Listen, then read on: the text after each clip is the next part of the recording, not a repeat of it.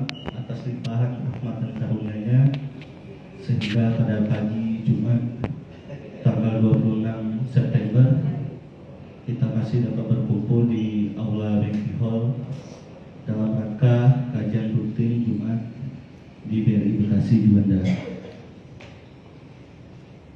Salawat dan salam senantiasa tercurah kepada baginda Nabi Allah Nabi Muhammad SAW. Semoga kita semua termasuk umat yang mendapatkan syafaatnya di yaumul akhir nanti. Amin amin ya rabbal alamin. Bapak Ibu serta rekan-rekan insan BRI Bekasi, alhamdulillah pada kesempatan pagi ini kita kembali meningkatkan rohani dan menambah wawasan keislaman kita melalui kajian rutin yang insya Allah akan disampaikan oleh Ustadz yang sudah berada di tengah kita. Sebelum kita memulai kajian pada pagi hari ini, mari kita niatkan kehadiran kita sebagai bentuk ibadah dan ikhtiar untuk memperbaiki diri, agar ilmu yang kita dapatkan pada pagi ini menjadi manfaat, berkah, dan bisa kita amalkan dalam kehidupan kita sehari-hari. Amin amin Allahumma amin. Untuk menghemat waktu, mari kita dengarkan tausiah kajian Jumat rutin kita pada pagi ini. Kepada Ustadz kami persilakan.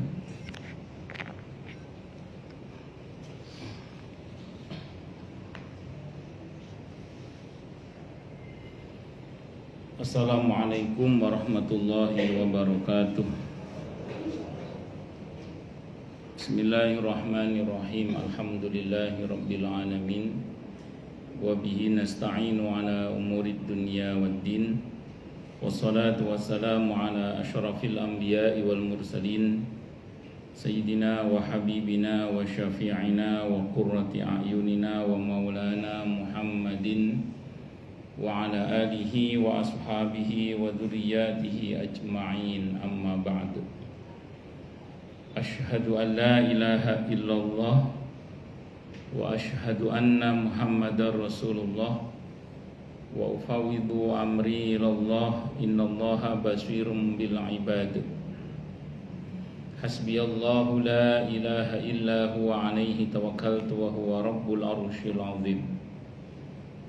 Qala Allah ta'ala fi kitabihil karim hikayatan an nabiyillahi Musa alaihi salam, Rabbi syrah li sadri wa yassir li amri wahlul 'uqdatam min lisani yafqahu qawli.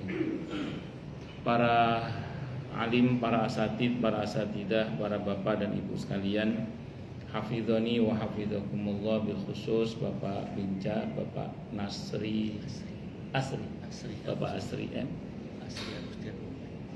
Bapak Asri Agustian Mukti, yang semoga beliau beserta pekerja BRI yang lainnya, Anda semua, kita semua, semoga selalu dalam naungan rahmat, barokah, perlindungan serta bimbingan Allah Subhanahu wa taala. Amin Allahumma amin insyaallah. Allahumma inna nas'aluka ilman nafi'a wa rizqan thayyiba wa amalan mutaqabbala wa fatahallahu lana futuhal arifin. Allahumma inna na'udzubika min ilmin la yanfa' wa amalin la yurfa' wa qalbin la yakhsha' wa du'a la yusma'. Allahumma ati anfusana taqwaha wa zakkiha anta khairu man zakkaha anta waliyuha wa maulaha. Amin Allahumma amin insyaallah. Kemarin kita sudah membahas tentang membuktikan cinta kepada Nabi kita Muhammad sallallahu alaihi wasallam dengan cara yang pertama memperbanyak bersolawat untuk Nabi kita Muhammad sallallahu alaihi wasallam. Tentu yang tidak kalah pentingnya di samping bersolawat untuk Nabi kita Muhammad sallallahu alaihi wasallam adalah berittiba. Ittiba itu mengikuti sunnah Nabi kita Muhammad sallallahu alaihi wasallam. Kita diperintah untuk mengikuti ya, bukan menyamai. Jadi kalau menyamai tidak mungkin. Yang mungkin adalah mengikuti. itu pun semampu kita. Jadi pada prinsipnya orang itu kalau mengikuti kebiasaan-kebiasaannya seorang petani dan meniru kehidupan seorang petani, maka dia akan punya pengalaman-pengalamannya petani. Orang yang mengikuti jalan hidupnya seorang dokter, dia akan punya pengalaman-pengalamannya dokter. Orang yang meniti jalan kehidupan seorang nelayan, maka dia akan punya pengalaman-pengalamannya nelayan. Nah, demikian juga ketika kita mengikuti jalan hidupnya para nabi dan rasul, maka kita akan punya pengalaman-pengalamannya para nabi dan rasul, terutama pengalaman imani, bahkan meniti jalan kemuliaan tidak hanya dunia tapi hingga surga nanti. Makanya kita ini belajar untuk mengikuti sunnah-sunnah Nabi kita Muhammad Sallallahu Alaihi Wasallam. Mungkin saya tidak membahas soal yang ibadah mahdhah kayak sholat, kayak puasa, kayak haji dan lain-lain yang insya Allah panjenengan sudah ngaji lah. Tapi yang ingin saya ingatkan kepada kita adalah yang keseharian kita aja.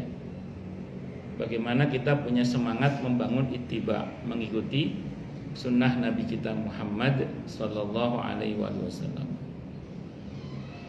Karena kalau kita mengikuti sunnah beliau dalam kehidupan sehari-hari kita, itu ada janji Allah dalam Al-Quran di surah Ali Imran ayat 31 itu. Qul in kuntum tuhibbunallaha fattabi'uni yuhibbukumullahu wa yaghfir lakum dzunubakum. Katakanlah wahai Nabi, kalau kalian mengaku cinta kepada Allah, maka ikutilah aku, maka Allah akan mencintai kalian dan mengampuni dosa-dosa kalian. Jadi dengan mengikuti sunnah Nabi kita Muhammad Sallallahu Alaihi Wasallam itu, kita akan satu dapat pahala, yang kedua dapat cinta Allah, yang ketiga dapat ampunan dari Allah Subhanahu wa Ta'ala. Sambil contoh paling sederhana aja, misalnya kita kalau lapar ngapain? Kalau lapar ngapain gitu? Makan. Berarti makan karena lapar. Kalau kita makan karena lapar, secara fikih ya, itu hukumnya mubah. Mubah itu kalau di fikih ya, itu nggak ada pahalanya, nggak ada dosanya, yaitu kebutuhan manusiawi lah. Makan itu. Tapi coba kalau sekarang begini, begitu kita lapar, kita teringat perintah Allah. Kalau saya lapar, perintah Allah apa ya? Makan. Oh, berarti makan karena perintah Allah. Itu beda itu. Jadi yang pertama tadi makan karena lapar, yang kedua makan karena perintah Allah. Jadi makan karena perintah Allah dengan makan karena lapar itu beda. Bedanya di mana Ustaz? Karena sedari awal makan karena mentaati perintah Allah. Karena dalam Al-Quran ada perintah makan. Kulu washrabu wala tusrifu. Makan minum jangan berlebihan. Makan yang halal dan thayyib.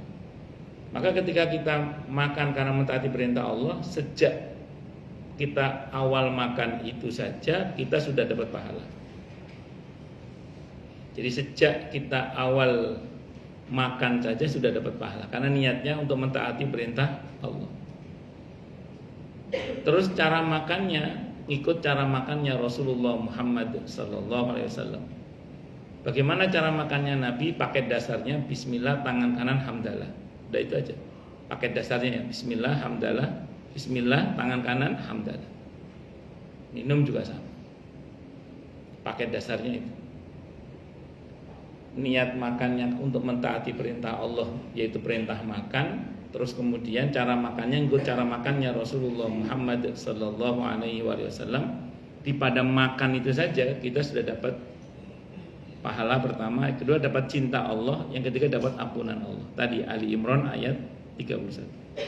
Bayangkan kalau kita rajin makan, betapa seringnya kita akan dapat semua itu.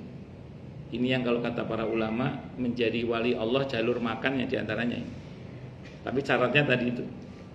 Ini kita latih. Nanti silakan kembangkan tidur ke keseharian. Kita pulang ke rumah, coba bayangkan ketika kita pulang itu, ini spirit mengikuti sunnah Nabi ya. Begitu kita pulang sampai rumah, coba bayangkan dulu bagaimana Rasulullah Muhammad Sallallahu Alaihi Wasallam ketika ketemu istrinya saat pulang.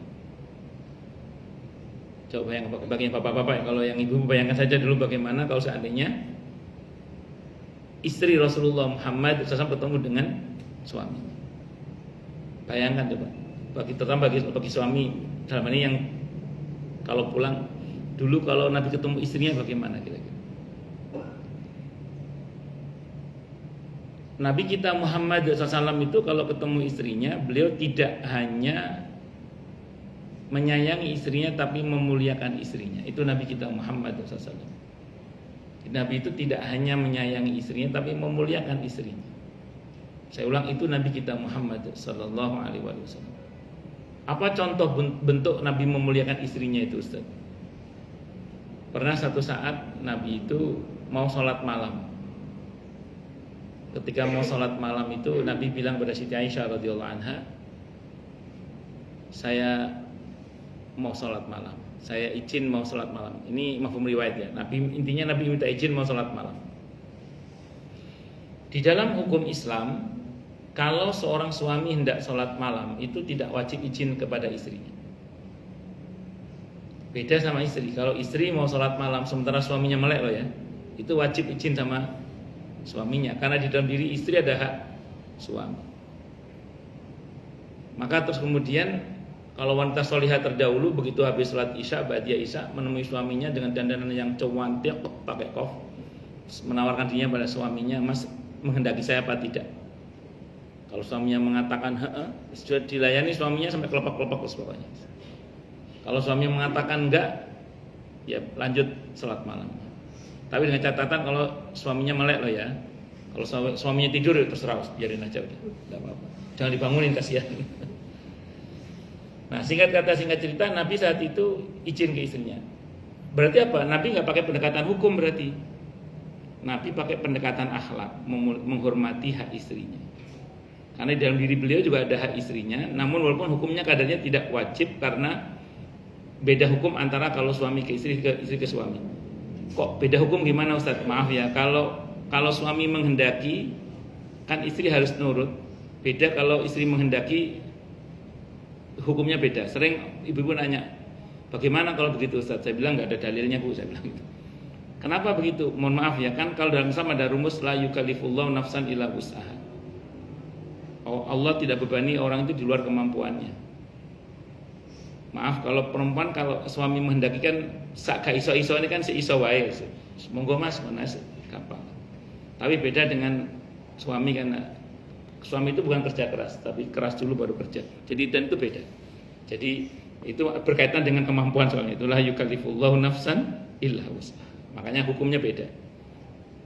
Jangan didetailkan pembahasannya nanti kemana-mana. Nah, akhirnya Nabi izin. Apakah jawaban Siti Aisyah radhiyallahu anha? Ya Mas Nabi, kalau bahasa kita ya, sungguh bersamamu adalah hal yang paling aku sukai. Ini jawaban wanita solihah, ini untuk ibu-ibu ya. Sungguh aku bersamamu adalah masa yang paling aku sukai. Karena Siti Aisyah itu senang bareng sama Nabi, berdua itu kulit ketemu kulit. Itu kata Siti Aisyah radhiyallahu anha. Dan sungguh aku bahagia bersamamu ya Rasulullah, membersamaimu ya Rasulullah. Tapi kata beliau, aku juga senang menyenangkan engkau. Aku juga bahagia membahagiakan engkau. Dan di antara kebahagiaan Nabi adalah ketika menghadap kepada Allah Subhanahu wa taala dalam sholatnya. Jadi istri yang solihah itu dipepet suaminya ya seneng. Kalau suaminya mau ke masjid ya didukung. Ayo mas. Jadi dekat sama Tuhannya didukung, dekat sama kita didukung. Nah itu seperti itu. Nah yang seperti kita mau ambil adalah Nabi itu ternyata kalau ke istrinya tadi nggak cuma menyayangi tapi menghormati Nabi itu. Ya istri yang mana yang tidak terbahagiakan kalau suaminya tidak hanya menyayanginya tapi juga menghormatinya. Nanti itu berlaku dalam konteks-konteks yang lain. Silakan nanti dibayangkan. Anda masuk kerja gini aja, bayangkan. Kira-kira dulu perintah Nabi kalau saya kerja itu harus bagaimana misalnya. Kalau kita baca surah Al-Maidah, arahan Allah kan Bismillahirrahmanirrahim, ya ayyuhalladzina amanu aufu bil uqud. Hei orang-orang yang telah beriman, tepatilah akad-akad kalian. Karena al-muslimuna ala syurutihim, orang Islam itu berdasarkan pada syarat yang mereka tetapkan selama tidak menghalalkan yang haram atau mengharamkan yang halal. Artinya berarti kita menepati apa yang Allah tugaskan, apa yang telah kita sepakati dalam bentuk akad kerja ini. Itu namanya ya ayyuhalladzina amanu aufu bil uqud. Sehingga tidak boleh ada kecurangan di dalamnya, tidak boleh ada khianat di dalamnya. Makanya dikatakan dalam surah Al-Mutaffifin ayat 3 itu, ayat 1 sampai 3 itu, wailul lil mutaffifin alladzina idza talu 'alan nasi yastawfun wa idza kaluhum aw wazanuhum yukhsirun. Celakalah orang-orang yang curang dalam timbangan dan takarannya, yang kalau dia menimbang dan menakar untuk orang lain maunya dikurangi, kalau untuk dirinya maunya dipenuhi. Jadi ada model orang itu kalau gajian maunya penuh sementara kerja asal-asalan. Dalam Islam, sependek yang saya pahami, orang itu kalau melebihkan pekerjaannya hingga kemudian tidak pantas gajinya untuknya karena saking besarnya pekerjaannya, harusnya dibayar lebih lagi, tapi dia tidak dibayar besar misalnya gitu ya, maka kekurangan bayaran itu akan Allah tutup dalam bentuk keberkahan-keberkahan. Ini berbeda dengan orang yang memualas asal-asalan, sehingga pada saat kemudian waktunya gaji dia maunya penuh, kerjanya asal-asalan, sehingga gajinya nggak cocok sama pekerjaannya, terlalu besar gajinya itu misalnya. Maka terus kemudian orang yang seperti ini, kekurangan pekerjaannya akan diambil oleh Allah dalam bentuk diambilnya keberkahan-keberkahan pada gajinya itu. Na'udzubillahi min syarri dzalik. Sehingga pernah saya pas ngisi kajian di sebuah pabrik teh, saya nggak sebut mereknya karena nggak ngasih sponsor. Jadi saat itu perusahaan teh itu lagi ngalami ketar-ketir soal penjualan. Diundanglah tokoh-tokoh ekonom-ekonom, apa motivator-motivator ekonomi macam-macam, pakar-pakar ekonomi diundang, termasuk yang bidang spiritual. Nah, bidang spiritual itu yang diundang saya saat itu. Ya, saya sampaikan saja bahwa saya terangkan macam-macam lawannya. Setelah saya ngisi kajian itu ada yang ngomong ke saya gini. Begitu saya terangkan kayak tadi itu, keberkahan tadi itu, ada yang datang ke saya nemui saya ngomong gini dia. Ustadz bener katanya. Bener apa Pak? Kami di perusahaan ini ada kerja tim Ustadz. Pekerjaan kami itu dikerjakan oleh 5 orang. Maaf saya lupa kalau nggak 4, 5 orang pokoknya. Anggap 5 orang gitu ya. Di antara 5 orang itu Ustadz ada 1 karyawan senior Ustadz. Ini gajinya paling gede, tapi ogah-ogahan kerjanya Ustadz. Dia ogah-ogahan kerjanya. Sehingga yang kerja itu cuma 4 orang, ini sering nggak kerja ini, tapi gajinya paling gede Ustaz ya.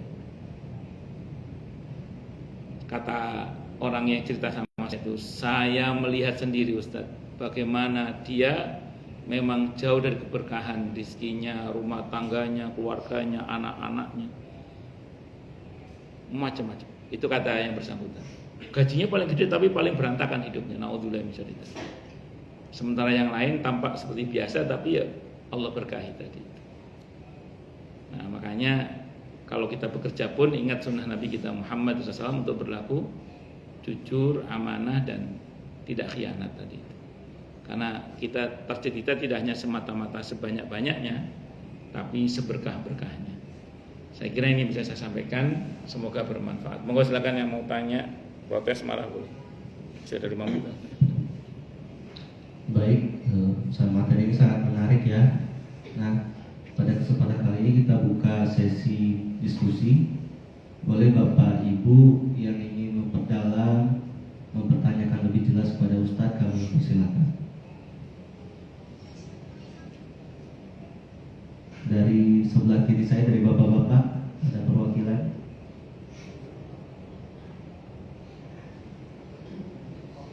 Oh jelas semua atau tidak jelas semua?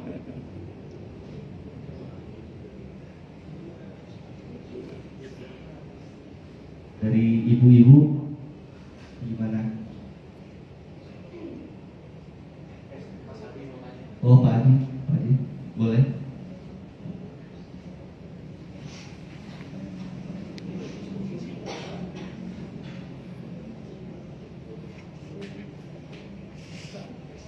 Assalamualaikum warahmatullahi wabarakatuh. Waalaikumsalam warahmatullahi wabarakatuh. Ini menanyakan Ustaz, apakah kebahagiaan istri itu juga mempengaruhi daripada datangnya rezeki? Baik, sudah. Baik. Baik.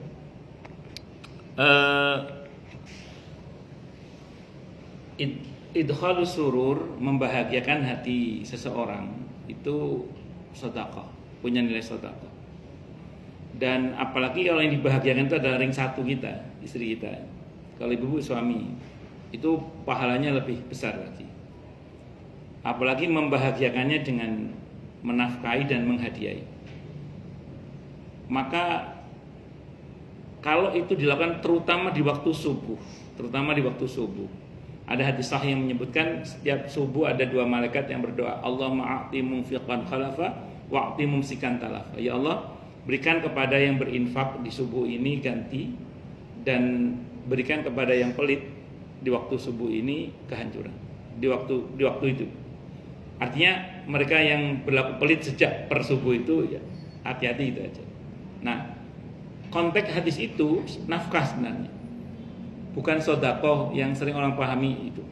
Walaupun bisa dipahami ke sana, tapi konteks hadis itu aslinya nafkah. Nafkah dari seorang suami kepada istri. Jadi kalau seorang suami itu menafkahi istrinya di waktu subuh, transfernya di waktu subuh, atau ngasih uang cashnya di waktu subuh, itu beda dengan kalau di luar waktu subuh.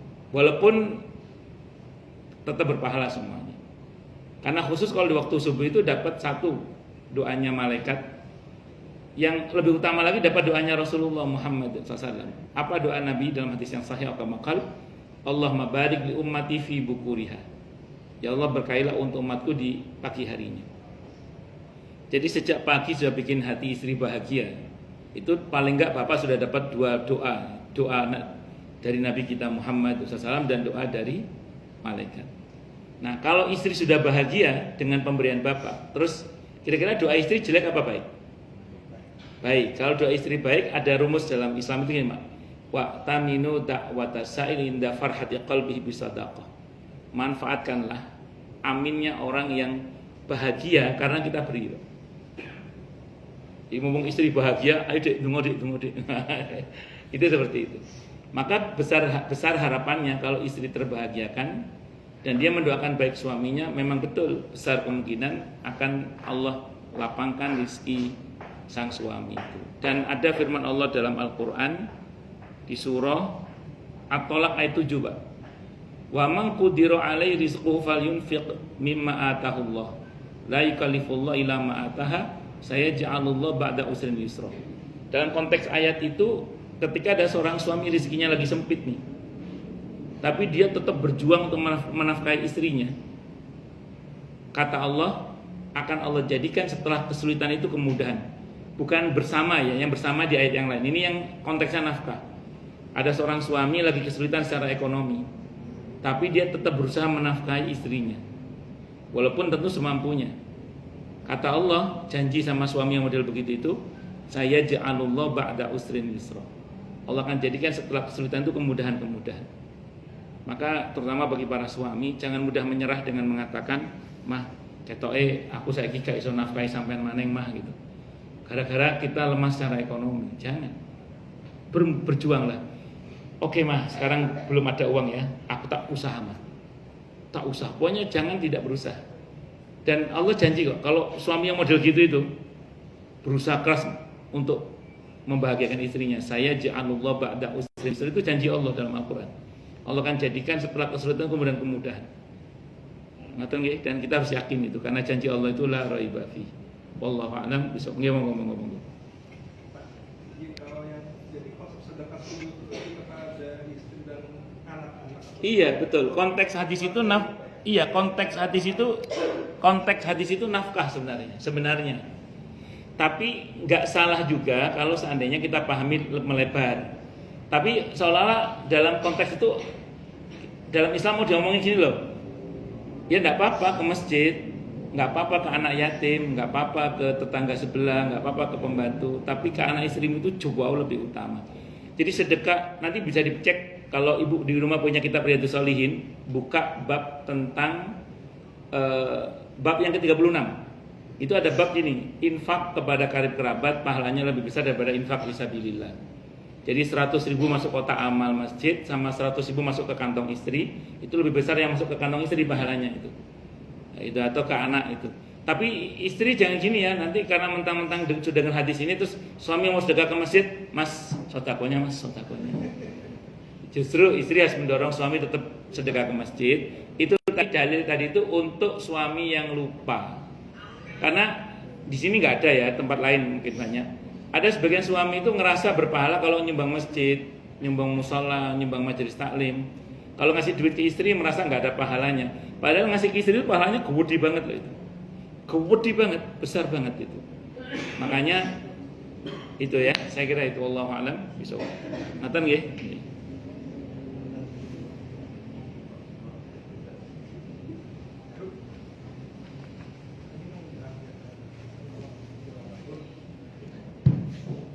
Baik, sudah jam 7.40 mengenai keterbatasan waktu dan akan disegerakan perayaan Pak Ustadz. Kita tutup kajian pada hari ini. Mari sama-sama kita melafazkan lafaz hamdalah. Alhamdulillahirabbil alamin. Boleh dibantu Pak Ustadz. Baik. Dengan doa. Kita tutup kajian kita dengan alhamdulillahirabbil alamin. Semoga kajian kita bisa bermanfaat, mubarakah fi dini wa dunya wal akhirah untuk kita, keluarga kita dan seluruh umat Islam semuanya. Dan mudah-mudahan kita semua dijadikan oleh Allah sebagai orang-orang yang sukses dunia akhirat, selamat dunia akhirat, bahagia dunia akhirat, dan dipermudah setiap urusan kita oleh Allah fi dini wa dunya wal akhirah.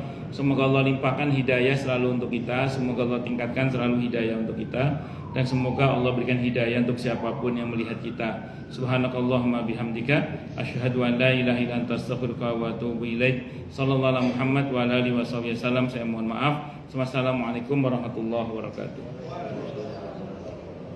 Terima kasih atas partisipasi Bapak Ibu sekalian. Sampai jumpa di kajian Jumat berikutnya.